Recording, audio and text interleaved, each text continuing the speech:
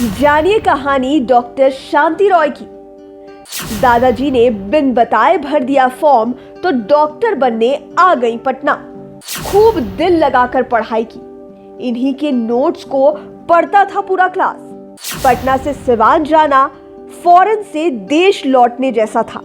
मुश्किलें बहुत थी। डॉक्टर बनते ही हो गई थी शादी, फिर ऐसे संभाले बच्चे और नौकरी। डिग्री मिलने के 12 साल बाद शुरू की प्रैक्टिस, बन गई मदर ऑफ मदर्स। जानिए सब कुछ कहानी जिंदगी की में सौम्या राठी के साथ। नमस्कार, स्वागत है आपका लाइव सिटीज के खास कार्यक्रम कहानी जिंदगी की में, और मैं हूं आपके साथ सौम्या राठी। आज के एपिसोड में आपको जिनसे रूबरू कराने वाले हैं उनके परिचय में बस आपको इतना ही बताऊंगी कि उन्हें मदर ऑफ मदर्स का टैग दिया गया है। अब शायद मुझे नाम बताने की भी ज़रूरत नहीं, क्योंकि आप सब पहले ही पहचान चुके हैं कि बात आज किससे होने वाली है।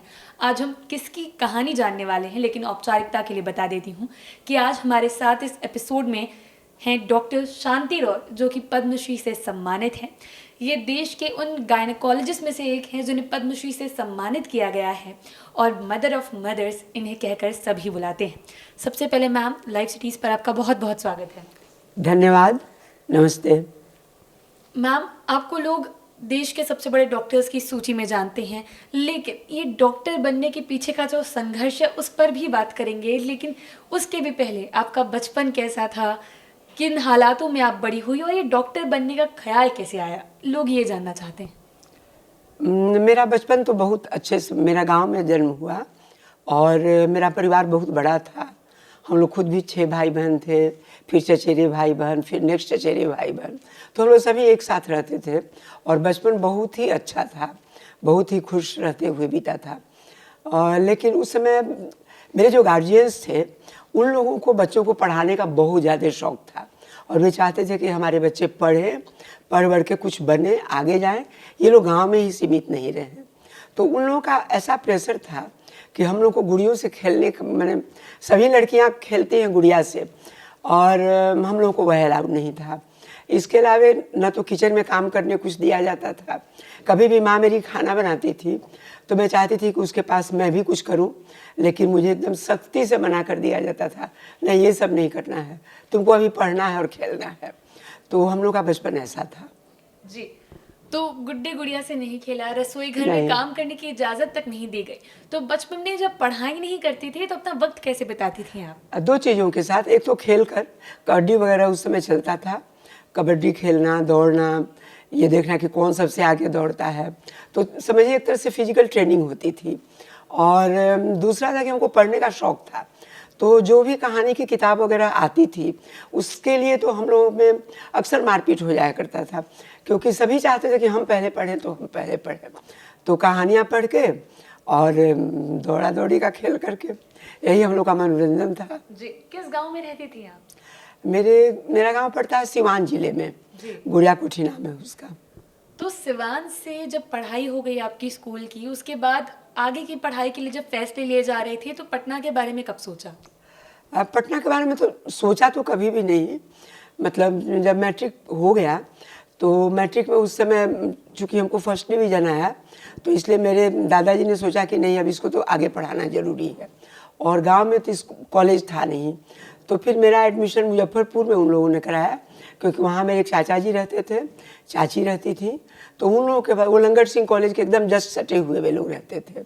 मेरा एडमिशन लंगट सिंह कॉलेज में हुआ और मैं चाचा चाची के साथ रहने लगी, और वहीं से मैंने IAC किया जी। और IAC बीतते बीतते कंपटीशन हुआ यहाँ पटना मेडिकल कॉलेज के लिए, एडमिशन के लिए कंपटीशन हुआ करता था। तो उस समय पेपर वेपर तो कुछ था नहीं, मीडिया का कोई साधन नहीं था, न मोबाइल था, न टीवी था, न मैं रेडियो सुनती थी, तो इस तरह से हमको कुछ भी नहीं पता था। लेकिन दादाजी को पता नहीं कहाँ से ये सब मालूम होते रहता था, और वे कंपटीशन के लिए फॉर्म भर दिए, और हमको अचानक एक दिन कहा गया कि कंपटीशन देने पटना चलना है। तो मैं उनकी आज्ञा मान करके चली आई और कंपटीशन में बैठ गई। जी। और उसके बाद तो जो PMCH से आपका सफ़र शुरू हुआ, आगे की कहानी तो हम सभी जानते हैं। लेकिन अब मैं ये जानना चाहूँगी कि क्या दादाजी ही थे जो विशेषकर पढ़ाई पर जोर डालते थे, या पूरे परिवार में सब लोग ऐसे थे? सबसे अधिक दादाजी और माँ, मेरी माँ भी बहुत ज़्यादा चाहती थी जी। कि बच्चे सब पढ़ें। दादाजी क्या करते थे आपके? दादाजी वैसे तो किसान ही थे, मतलब मेरे जन्म से पहले वो कुछ कुछ सरकारी नौकरी में थे, लेकिन जब से मेरा जन्म हुआ या मैंने जब से उनको जाना तो कोई और काम वो नहीं करते थे, घर में रहते थे और बच्चों के ऊपर ध्यान देते थे जी। बस। जब पीएमसीएच में आपका एडमिशन हो गया तब सिवान के गांव में एक पली बड़ी लड़की जब एक राजधानी में पहुंच गई, पटना में रहन सहन देखा, तो वो सारी चीज़ें कितनी अलग थी आपके लिए? एडजस्ट होने में टाइम लगा था? बहुत समय लगा, मैं तो एक्चुअली अंत तक एडजस्ट नहीं कर पाई। मेरी वेशभूषा और यहाँ की और लड़कियों की वेशभूषा में बहुत अंतर रहा करता था और मैं पूरा मेडिकल वैसे ही की। और जब छुट्टियों में मैं घर जाती थी तो उस समय रास्ता भी बहुत कठिन था। यहाँ से हम लोगों को पहलेजा घाट जाना होता था, जो कि स्टीमर से तय करना होता था। फिर पहलेजा घाट में एक ट्रेन मिलती थी जो हाजीपुर पहुंचाती थी, सोनपुर पहुंचाती थी। फिर सोनपुर में हम लोगों को दूसरा ट्रेन पकड़ना था जो हम लोगों को लेकर के जाता था सिवान तक। फिर सिवान से उतर के वहाँ पर बस पकड़ना होता था, तब मैं घर पहुँच पाती थी। और जिस दिन मुझे जाना होता था उस दिन मेरे जो छोटे भाई बहन थे जो वहाँ रहते थे, वे लोग 1 मील दूर तक आकर एकदम प्रतीक्षारत रहते थे कि कब दीदी आएगी।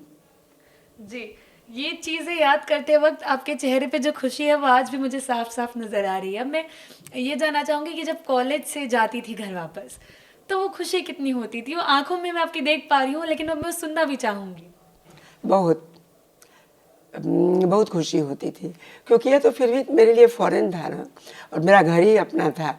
उस समय तक तो हमको अपना घर, अपने माता पिता, अपने भाई बहन, उन लोगों से बहुत अधिक लगाव था और हमेशा लगता था कि उन लोगों की कमी मैं महसूस कर रही हूँ। जी, सबसे ज़्यादा लाडले कौन थे आपके भाई बहन में आपके लिए? एक्चुअली मेरे बाद में ना मेरे 3 भाई थे, तो और हम लोगों में अंतर बहुत ज़्यादा नहीं था, थोड़े थोड़े दिनों का अंतर था। तो जब तक मैं समझदार हुई तब तक तो भाई लोग भी थोड़े बड़े हो गए थे, लेकिन मैं जब 10 साल से ज़्यादा की हो गई, 11वें साल में थी, तब मेरी बहन का जन्म हुआ। तो मेरे लिए सबसे लाडली उस समय तो वही थी। और उसके 6 साल के बाद मेरी एक और बहन का जन्म हुआ। तो वो बहन भी मुझे मतलब माँ के जैसा हमको प्यार करती थी और उसके लिए उसको तो मतलब एकदम अपने बच्चे जैसा हमको लगता था। तो दोनों बहनें हमको बहुत प्यारी थी, भाई भी प्यारे थे, लेकिन चूंकि वे लोग उम्र में बहुत कम ज़्यादा अंतर नहीं था, इसलिए प्यार दर्शाने का मौका नहीं था। जी, अब चलिए वापस आपके कॉलेज के दिनों पर चलते हैं। जब पीएमसीएच में आपका एडमिशन हो गया, आपने बताया कि वहाँ की लड़कियों से आपका रहन सहन काफ़ी अलग था, तो दोस्ती बनाने में वक्त लगे थे या कुछ ऐसे दोस्त आपने वहाँ पर कमाए उस कॉलेज में जो आज भी आपके साथ हैं? नहीं, दोस्ती तो हो गई, सबसे दोस्ती हो गई। भले ही हम लोगों की ड्रेसेज अलग थे और वे लोग, अधिकतर लोग सब बहुत मतलब फाइनेंशियली मजबूत घर से आई थी। हम लोग क्या फाइनेंशियली हम लोग कमज़ोर थे थोड़ा, तो इसलिए थोड़ी दिक्कत होती थी। तो लेकिन दोस्ती सबसे हो गई और चूँकि पढ़ाई में मैं सबसे अच्छी थी तो इसलिए सभी लड़कियां मेरे पास झुंड लगा करके घूमती रहती थी। और बहुत मज़ेदार होता था कि 1-2 लड़कियां तो ऐसी भी थी जो कि क्लास में मतलब मैं जो नोट लेती थी वे लोग भी नोट, सब कोई नोट्स लेता था, लेकिन आ करके घर में अपना नोट्स को बंद करके रख देती थी और मेरे ही नोट्स को फिर से उतारती थी और उतार करके उससे पढ़ती थी। फिर ऐसा भी होता था कि एग्ज़ाम के समय में वो अपने जो बनाए हुए नोट्स को भी नहीं पढ़ती थी, चाहती थी कि मैं ही अपनी कॉपी दूँ और मेरी ही कॉपी से पढ़ेगी। तो ऐसा भी था और मेरे दोस्त लोग हमको बहुत प्यार करते थे और हम लोग काफ़ी अभी भी है दोस्ती। जी, तो आपका कॉलेज का सारा वक्त सिर्फ पढ़ाई में ही बीता या फिर कभी कॉलेज में क्लास बंक करके कभी कोई पिक्चर देखने गए और ये चीज़ें भी की आपने? नहीं, क्लास बंद करके तो उस समय यह रिवाज ही नहीं था कि क्लास बंद करके कोई पिक्चर जाए, बिल्कुल नहीं, कभी नहीं। तो इसके अलावा कभी मूवीज़ का शौक रखा आपने? कोई फिल्म स्टार पसंद थे आपको? कभी 3-4 महीने के बाद में कभी एक बार कोई मूवी देख लिया तो देख लिया, लेकिन जैसे मूवी वगैरह बहुत कम मैं देखती थी उस समय। जी, तो पढ़ाई के अलावा अगर पूछा जाए तो किस चीज़ में आप वक्त देना पसंद करती थी? क्या शौक थे आपके? क्या एक्चुअली hobbies बताया थी? मैंने ना कि मुझे उपन्यास पढ़ने का, कहानी पढ़ने कॉलेज का के दिनों में भी? हमेशा उसमें मेरी शुरू से मेरी रुचि है और अभी भी मुझे मौका मिले तो सब काम वाम छोड़ के मैं कोई उपन्यास अच्छी मिले तो मैं पढ़ने के लिए बैठ जाऊँगी। तो मुझे बहुत अच्छा लगता है पढ़ना। कोई लेखक ऐसे है जो आपके फेवरेट हैं? एक्चुअली बहुत सारे ना नॉवेल्स हैं पुराने, जैसे आशा पूर्णा देवी हैं, विमल मित्र हैं, बंगाली राइटर्स हैं जिनके उपन्यास हमको बहुत अच्छे लगते हैं और वो एक्चुअली पढ़ने लायक है। मैं आपको भी सजेस्ट करूँगी कि आप पढ़िए अगर नहीं पढ़ी हो तो। मतलब इतना अच्छा है ना कि कब की पढ़ी हुई बातें, उसकी घटनाएं अभी तक मेरे दिमाग में आ जाती हैं और वो बहुत प्रैक्टिकल लिखा हुआ है, तो काफ़ी अच्छा है वो। जी, कॉलेज जब पूरा हो गया, उसके बाद जब नौकरी का वक्त आया, तब जब आप गायनोकोलॉजिस्ट बन गए, इतनी सफल डॉक्टर बनने लगी, तब परिवार में कैसी खुशी थी? सच पूछिए तो जब पढ़ाई ख़त्म हो गई और डॉक्टर मैं बन गई, उसके बाद से ही मेरे स्ट्रेस का समय शुरू हुआ। स्ट्रेस एंड स्ट्रेन उसके बाद शुरू हुआ। उसके पहले तो कुछ नहीं, केवल पढ़ना था, एंजॉय करना था। लेकिन जब जिस साल मेरी पढ़ाई ख़त्म हुई उसी साल मेरी शादी भी हुई, तो ससुराल गई। ससुराल में मतलब एक नए परिवार के साथ मिलना, फिर उन लोगों को अपना बनाना, एक अलग में टेंशन रहता है लड़कियों का। और वहाँ रहना भी नहीं था हमको, क्योंकि हमको तो अपने लिए हाउसमैनशिप करना था, पटना आना था, तो उन लोग के पास रह भी नहीं सकती थी। लेकिन उन लोगों के साथ में एक अच्छी तरह से निभना, ये एक स्ट्रेन की बात होती है लड़कियों के लिए, तो वो एक हुआ। फिर उसके बाद में जब नौकरी मैं करने लगी तो लगा कि जैसे सारी जिम्मेवारी अब मेरे ऊपर आ गई है और थोड़ा सा मतलब परिवार में बहुत खुशी हुई, इसमें कोई नहीं। परिवार में तो जब मेरा रिजल्ट निकला उसी दिन से बहुत खुशी हुई, क्योंकि मैं फर्स्ट आई थी पूरे कॉलेज में और मुझे बहुत सारे गोल्ड मेडल्स भी मिले थे। तो मेरे परिवार के लिए तो यह बहुत बड़ी खुशी की बात थी, मेरे लिए भी। लेकिन जब डॉक्टर मैं बन गई तो बहुत बड़ी जिम्मेवारी उसके बाद से आ गई। शादी की जिम्मेवारी, उसके बाद बच्चे होने लगे, उनकी जिम्मेवारी, मरीजों की जिम्मेवारी, उनको ठीक रखना है। सरकारी नौकरी में चली गई तो सरकारी नौकरी की जिम्मेवारी, और मैंने कभी भी सरकारी नौकरी में जरा भी कमी मतलब अपने अटेंडेंस में, अपने कर्तव्य में नहीं किया, इसलिए मुझे स्ट्रेन तो बहुत पड़ा था। जी, जब डॉक्टर आप बन गई थी उसके बाद इतने वक्त से जब आपकी मेहनत चल रही थी, परिवार ने ये सपना आपको दिखाया था और ये सपना लेकर आप सिवान से पटना आ गई थी, आपके मन में क्या चल रहा था जब डिग्री कंप्लीट होते ही शादी भी हो गई, उसके कुछ वक्त बाद आप प्रैक्टिस में भी बिजी हो गई, तो आपकी मनोदशा क्या थी? एक्चुअली शुरू में मैंने प्रैक्टिस नहीं किया और मैंने प्रैक्टिस शुरू किया करीब डिग्री मिलने के 12 वर्षों के बाद। 12 वर्ष तक मैं केवल सरकारी नौकरी ही करती रही, क्योंकि बच्चे भी थे तो सब दोनों 3 काम एक साथ नहीं हो सकता था। और सरकारी नौकरी को मैं सचमुच मतलब अपना फ़र्ज समझती थी कि उसे ठीक से निभाना है। अब उसमें मैं अगर प्राइवेट प्रैक्टिस में लग जाती तो शायद अपने कर्तव्य का पालन ठीक से नहीं कर पाती, तो इसलिए मैंने उस समय बिल्कुल शुरू नहीं किया। जब मेरा ट्रांसफ़र यहाँ दरभंगा हुआ तो दरभंगा में मैंने प्राइवेट प्रैक्टिस शुरू किया, क्योंकि वहाँ सभी डॉक्टर लोग प्राइवेट प्रैक्टिस करते थे, तो तब मैंने भी शुरू किया। और हॉस्पिटल में भी अधिकतर समय मेरा पेशेंट लोगों को देखने में जाता था। और जब मैं दरभंगा मेडिकल कॉलेज में थी तभी भी, और जब मैं पटना मेडिकल कॉलेज में आई तभी भी, आउटडोर के दिन सारे पेशेंट्स को देखना मेरा काम होता था। तो इस तरह से सभी मरीजों से परिचय हुआ, सभी स्टूडेंट्स से परिचय हुआ। सब लोगों ने देखा कि ये तो बहुत सिंसियरली देखती हैं, और धीरे धीरे लोगों से परिचय बढ़ा और जिम्मेवारी बढ़ती गई। उसके बाद 12 साल बाद आपने प्रैक्टिस की शुरुआत की, तो जब डिलीवरीज का सिलसिला शुरू हुआ, तो पहली डिलीवरी जब आपके करियर की थी, जब पहली बार आपने एक बच्चे को जन्म लेने में मदद की थी, वो पल कैसा था?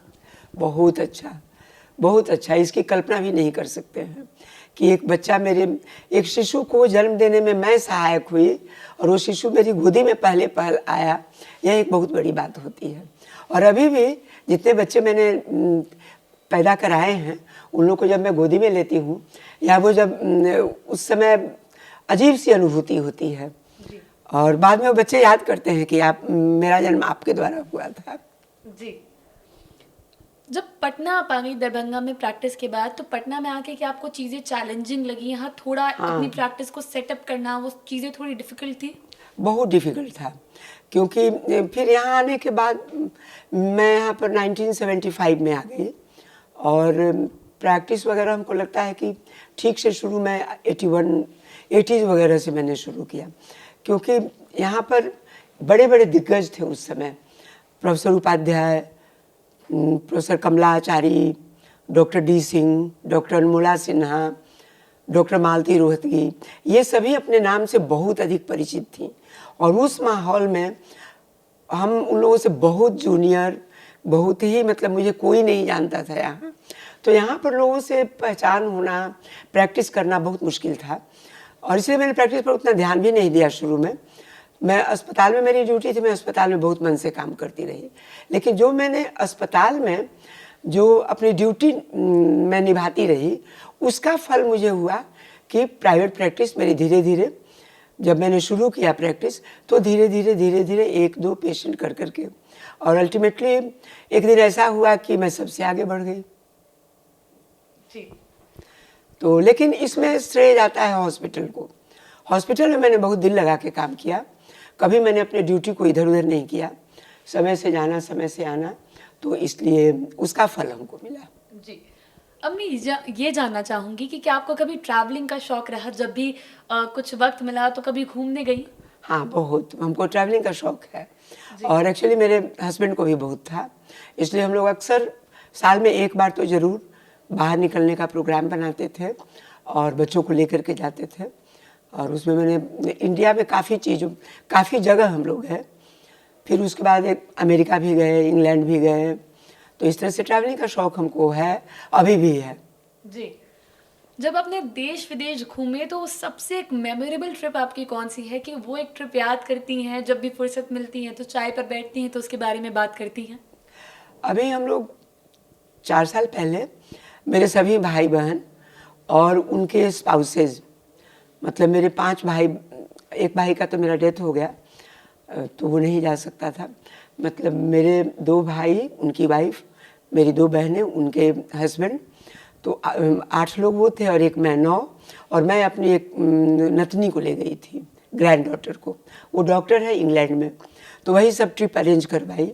और उसके साथ हम लोग यूरोप घूमे, और यूरोप के बहुत सारे देशों में हम लोग गए, और बहुत अच्छा वो ट्रिप, बहुत ही मज़ेदार था, बहुत ही यादगार ट्रिप था वो। और अभी भी उसके फ़ोटोज़ एक 2 हम लोग बीच बीच में शेयर करते रहते हैं, तो वो यादगार ट्रिप था काफ़ी। इंडिया में आपने जितनी जगह घूमी तो ऐसी कौन सी जगह आपको लगी कि आप वहाँ दोबारा जाना चाहेंगी? हमको ऋषिकेश बहुत पसंद आया, और ऋषिकेश में ज़रूर दोबारा जाना चाहूँगी। बहुत सारी जगह हैं, सोमनाथ है, वहाँ भी मेरा मन करता है बार बार जाने का, रामेश्वरम है, वहाँ भी मंदिर के दर्शन करने का मन करता है। तो बहुत सारी जगह हैं जहाँ जाने का मन करता है, और लेकिन हमको ऋषिकेश जाने का सबसे ज़्यादा मन है। जी। अब मैं आपसे ये जानना चाहूँगी कि आप कई लोगों के लिए इंस्पिरेशन है, बहुत सी लड़कियाँ आपको देखकर ही बड़ी होती हैं, आपको देखकर वो डॉक्टर बनने का निर्णय करती हैं, अपना सपना बनाती हैं डॉक्टर बनने को।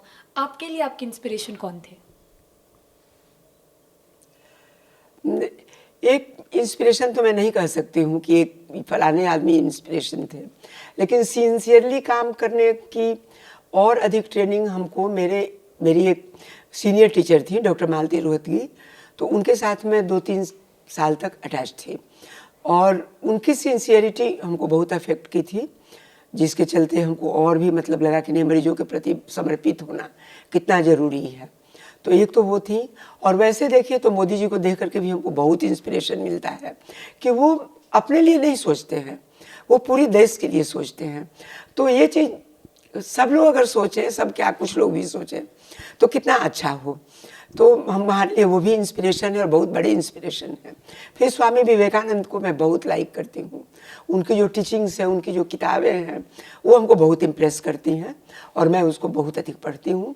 फिर स्वामी शिवानंद के बारे में पता नहीं आपको मालूम है कि नहीं, वो जो मुंगेर का आश्रम है, तो उन्हीं के मतलब सबसे बड़े गुरु वही थे, स्वामी शिवानंद, जो डॉक्टर थे पहले, फिर वो स्वामी हो गए, और मतलब बैरागी ले लिया उन्होंने, संन्यास लेकर के वही।